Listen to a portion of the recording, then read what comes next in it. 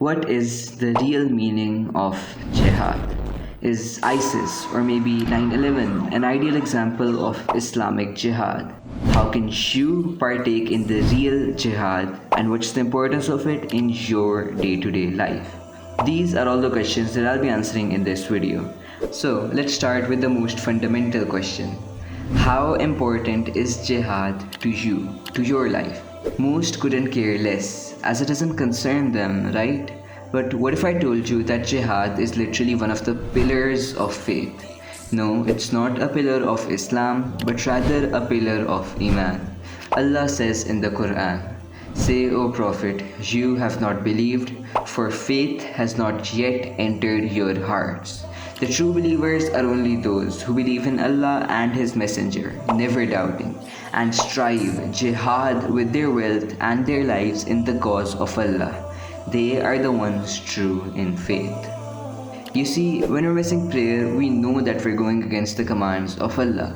When we're not fasting for Ramadan, likewise. But when we aren't doing jihad, well, no one cares because no one knows. Hence, it is necessary to start with this statement.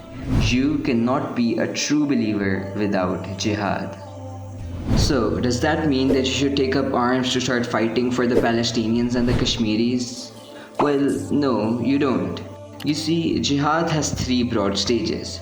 Going to war to establish or to protect the deen of Allah is the third stage, just like the Prophet did in the Battle of Badr, where 313 Muslims fought against 1,000 kuffar. But do we really have 313 Muslims right now? When you look at the Muslim Ummah divided in all these sects with all this corruption, do you really think we're capable of Sharia, of jihad? No, we're not. Hence, we need to get ready. Just like the Prophet, we too must spend 15 years gathering those 313 men. Sure, wars will come after, but the soldiers for those wars have to be genuine soldiers. So, let's discuss how we can become such soldiers through the first two stages of jihad. The Prophet said, "Verily, Satan flows to the human being like the flowing of blood," meaning Satan reaches every cell of the body. We must strive jihad against this Satan, against the nafs. You see, a part of our existence is the nafs. Your iman and the nafs are constantly at war with each other. The nafs wants to eat, play games, watch anime, and never do anything useful. You have to defeat that desire. Imam Ali said, "One who struggles against himself so as to obey God, in the eyes of God, his station is that of a pious martyr."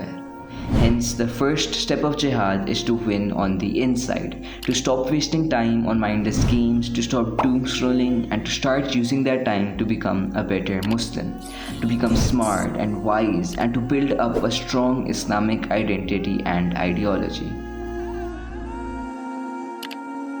Allah says in the Quran, "We have made you a just community so that you may be witnesses over humanity," meaning it is our duty to invite the entire world to Islamic monotheism.